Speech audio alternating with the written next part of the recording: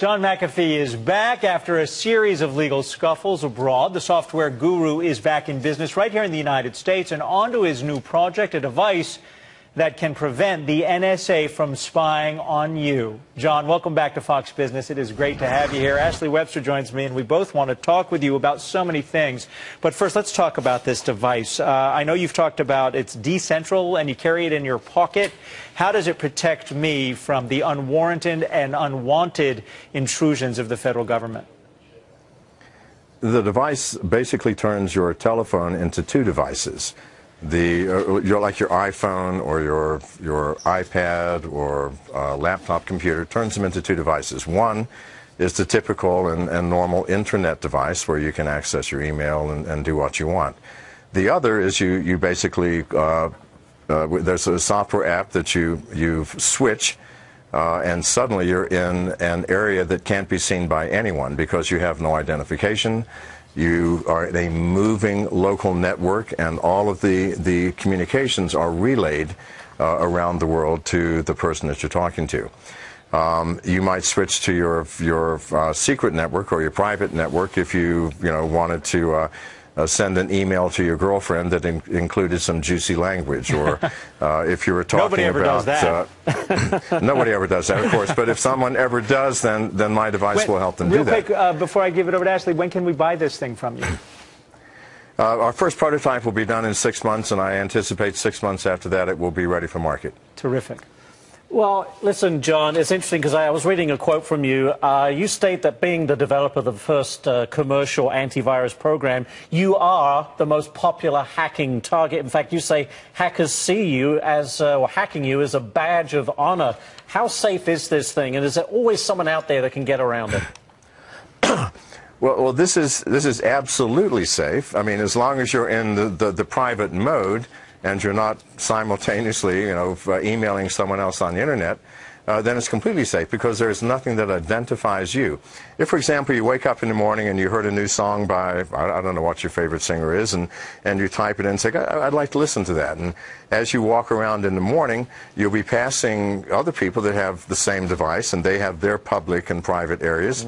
And their device will say, oh, I've got that song here, you can have it. There's no record of that. You don't even know where you got the song from. The person that gave you the song has no clue that they gave you the song. You just put files, whether it's music or books or any information you want, maybe some news that you read in the newspaper that interests you, in the public area. And that's just... Yes, sir. I want to break from this discussion about the security stuff because it's still, we'll get that from you in about a year, and we look forward to it. But you've made millions of dollars for lots of people. Maybe you can do that again right now. Let's talk about Microsoft. Any predictions on who should be in charge of that company? And if you were in charge, what would you do to that company? Well, the readers of Tech Week Europe voted me the person they would like to see run Microsoft. I thought that was laughable. Of course, I would be bored silly. I beat out Bill Gates by 5 percentage points. But I don't think Microsoft, in all seriousness, will come to me to ask me to lead the company. I would fire much of the people. I really would. Microsoft, like many large companies, like CGI that designed the Obamacare package, they become ossified. They're top-heavy. They no longer can move quickly or think clearly. So Microsoft needs a shaking up. Who could do that, though? Elon Musk actually, at All Things D, criticized Silicon Valley, saying, you guys are great at creating stuff to make money, but you're just recreating the same thing over and over again. No one's innovating. So who could innovate and create a Microsoft that could be a lot stronger than what are they trading at $31 a share now? Well, I think it needs someone who is totally outside the box. I mean, if you are connected with the mindset that has been created in these larger companies, then there's nothing you can do. I mean, you can maybe massage it a little, you can polish it a little, but we need some new blood. We need young people, number one. I mean, I'm too old. That's the main reason I wouldn't want to run Microsoft. And we need free thinkers. We need people that aren't afraid. The problem with business these days in America is that we are afraid that our stockholders are going to thrash us if we do something that sacrifices the short term for the long term.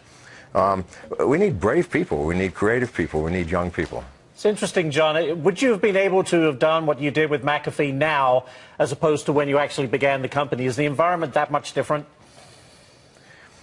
Well, I think the environment is quite a bit different, but I could have done the same thing. I mean, I look at myself as 20. You know, I don't look like it, but I feel like it, and I think like a 20-year-old. And I think it's fairly obvious from news headlines in the past few years that I am a little bit outside the box, and I don't particularly care what people think. But we really do need creativity, and we need new blood, and we need courage and strength and clear thinking. Last question for you as we wrap up. I know you talked to Neil Cavuto about Obamacare and these several different computer systems that are having these different exchanges. What advice would you give to the administration to try and fix this? Well, I think that they should think outside the box, and instead of continuing to work with the same company that created this travesty, which is CGI, you know, there are industry leaders in this world, and many of them in this countries, that could fix this debacle. I mean, really, $600 million, $100 million of which is software, that's unheard of. It's outrageous.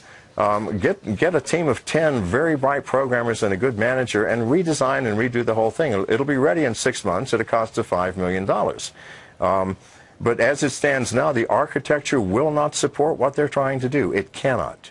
John McAfee, we're going to stop there, but I got to tell you, I think I would join those people who think you should be in charge of Microsoft if it wouldn't bore you too much. Thank you for joining us. Thank you very much.